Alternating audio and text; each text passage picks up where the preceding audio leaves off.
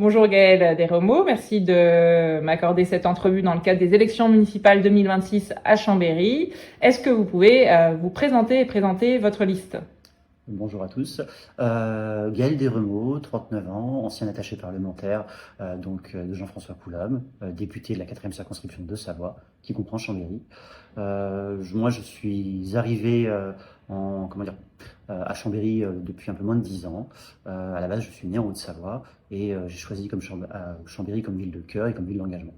Voilà, c'est là que j'ai appris qu'est-ce que c'est que le sens du service public. Voilà, directement à aider les gens, que ce soit les aidant face à la préfecture, face à l'administration, face à des problèmes de logement. Voilà, et c'est comme ça que les gens en fait m'ont connu localement. Avenir populaire, qu'est-ce que c'est? Avenir populaire, c'est déjà l'alliance de deux forces, Chambéry Avenir, qui est une association de quartier qui s'est spécialisée dans le fait d'aller voir les gens qui sont vers l'abstention, d'aller voir les quartiers qui n'y croient plus, qui ne votent plus, pour leur expliquer, pour essayer de leur redonner l'envie de faire de la politique et de s'intéresser à ce qui se passe. Donc de reprendre le chemin à la fois du vote, mais aussi de l'intérêt de la chose publique. Qui est la France Insoumise. On travaille avec eux depuis les 3 dernières élections.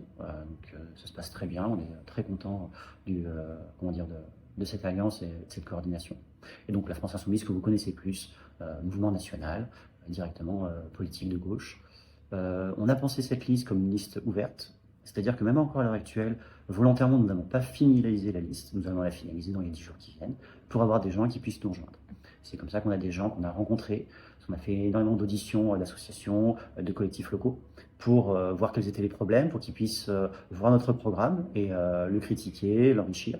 Et c'est comme ça que petit à petit, des gens ont déjà rejoint la liste. Et donc, si vous voulez vous engager, si ce qu'on propose politiquement vous intéresse, n'hésitez pas à nous rejoindre, ce sera avec plaisir. Merci.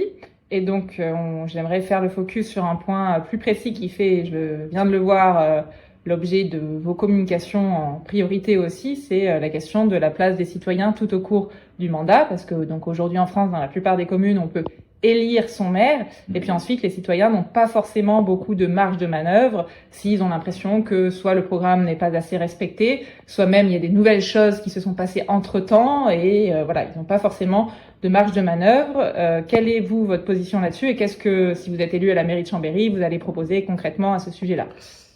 Nous, on est parti d'un constat qui est justement partagé par Chambéry Avenir, qui est que les gens n'y croient plus. Les gens ont l'impression que les politiques viennent les voir une fois tous les 6 ans, et puis après ils font ce qu'ils veulent. Que la population soit d'accord ou pas, ça ne change pas grand-chose. Donc, face à cette désespérance, face au fait que les gens n'aiment plus voter, nous, on a décidé de faire un choix un peu radical, c'est-à-dire qu'on a décidé de mettre en place beaucoup de choses d'un point de vue démocratique. Alors, ça va du droit pétitionnaire, pour venir débattre directement dans le conseil municipal, puisque la démocratie, c'est important quand on n'est pas d'accord. Quand on est d'accord, puis sinon ça se passe bien, à des choses beaucoup plus poussées, c'est-à-dire la révocation des élus. Nous, il y a un engagement qui est pris en fait dès l'entrée dans la liste. Tout simplement, on signe cette démission qui sera effective à partir du moment où vous perdez un RIC local directement, basé sur une logique soit de probité, tout simplement de la corruption, soit une logique de non-respect des engagements pris au moment des élections, c'est-à-dire des promesses. Voilà. Donc, si on fait un RIC local révocatoire, donc pour virer les élus, je vous laisse deviner qu'effectivement, sur les grands projets structurants de la ville, on a effectivement décidé de mettre en place des RIC locaux décisionnaires. Voilà, parce que si vous demandez un RIC local qui est juste un avis, ça ne change pas grand-chose. C'est-à-dire qu'il sera respecté si les élus sont d'accord, et il ne le sera pas s'ils ne sont pas d'accord. Voilà, si on veut quelque chose de démocratique, il faut effectivement qu'on ait quelque chose de décisionnaire. Par contre, il faut être honnête avec les citoyens. Voilà, à Chambéry, je dirais, on a un magnifique exemple de quelque chose qui, pour moi, a été un manque d'honnêteté criant, c'est le parking gravé. C'est-à-dire que les gens ont été consultés sur le parking gravé, alors que le contrat avait déjà été verrouillé par la précédente municipalité, et donc ils se sont retrouvés à consulter les gens. Donc ça a mis le chantier à l'arrêt, ça a coûté 2,4 millions de pénalités de retard, le fait de mettre tout ça, pour faire toute cette consultation, pour qu'au final la consultation ne soit pas respectée, puisque les engagements pris par la ville étaient déjà verrouillés par la précédente municipalité. Donc nous on s'engage pour tous les nouveaux chantiers. Voilà, si M. Repentin a engagé la municipalité dans des choses qui nous paraissent extrêmement discutables, et que même si la population trouve extrêmement discutable, on pourra juste l'attaquer en justice. voilà, le communiquer dans la presse. Mais si la ville est déjà engagée, on est obligé de respecter les engagements qui sont pris.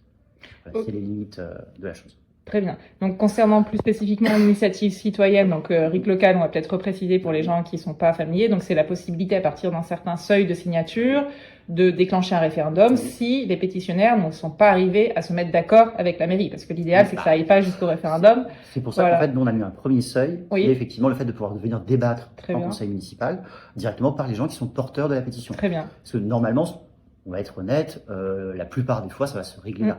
C'est ça. Donc, c'est combien ce seuil pour discuter en Alors, on conseil a décidé municipal de prendre le seuil, non pas de la population, mais directement des gens qui sont inscrits sur les listes électorales. Bien sûr. Voilà, et on a mis un seuil de 3%, 5% et 10%. 3% Ouais. pour la pétition, 5% pour le RIC, 10% pour la révocation. Parfait, très bien, c'est très clair. Et donc, ce serait quelque chose qui prendrait la forme, donc j'imagine, d'un engagement sous forme de vœu, puisque aujourd'hui en France, donc le cadre juridique ne permet pas. Donc, vous prendriez un vœu, par exemple, dès les premiers conseils municipaux. Vous avez déjà réfléchi? Là, en l'occurrence, pour moi, il y a deux façons différentes de le faire. Il y a la façon, je dirais, purement technique. La façon technique, donc c'est des engagements qui sont pris en fait par la police de l'Assemblée du Conseil municipal. Le maire a le pouvoir de police dans cette assemblée, donc il fait un règlement. Et tout simplement, en fait, c'est le mettre dans le règlement. Ça, c'est le cadre technique. Après, d'un point de vue politique, effectivement, on fera un vœu parce que ça permet de se positionner politiquement. Mais le cœur du dispositif tient davantage dans la réglementation. Très bien. Et juste pour encore comprendre, parce que c'est pas si souvent que les listes proposent ça, concernant le seuil de révocation, donc ce serait pour n'importe quelle personne de la liste ou c'est uniquement pour le tête de liste? Alors c'est pour n'importe quelle personne de la liste, directement. Même si, soyons honnêtes, la personne qui a le plus de chances de sauter, c'est le maire puisqu'il est responsable de ce qui se passe. Après, si on se rend compte qu'un élu en particulier est fautif, pour une raison quelconque, peut-être que ce sera juste cet élu qui saute. Très bien. Et dernière question, donc c'est concernant la responsabilité nationale des élus locaux, parce que les maires font partie des élus qui ont un droit que n'ont pas les citoyens, qui est celui donc de donner leur parrainage pour l'élection présidentielle. Le maire sortant de Chambéry n'avait pas donné son parrainage en 2022. Est-ce que vous, c'est un sujet dont vous avez déjà discuté au sein de votre liste? Est-ce que du fait de votre appartenance à LFI, a priori, vous irez plutôt vers un parrainage vers le candidat LFI? Est-ce que vous pouvez nous en dire plus à ce sujet? Alors, déjà, je m'étonne qu'il n'ait pas donné son parrainage, puisqu'il avait appelé publiquement dans la presse à voter pour Macron. Donc, il n'a peut-être pas eu la cohérence jusqu'au bout. De façon plus personnelle, moi, j'appartiens à un camp politique qui s'appelle la France Insoumise. Donc, effectivement, mon parrainage, à titre personnel, voudrait aller vers ça. Mais on a décidé au sein de la liste que ça se ferait au vote.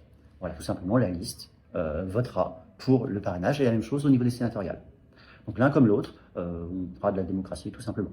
Alors, je ne vous cache pas ma préférence personnelle, mais c'est personnel. Et on verra ce que la liste vote, et j'appliquerai ce que la liste vote. Donc, la liste n'est pas le conseil municipal, la liste avec laquelle vous vous engagez. Oui. Parfait, très bien, merci beaucoup. Je vous en prie.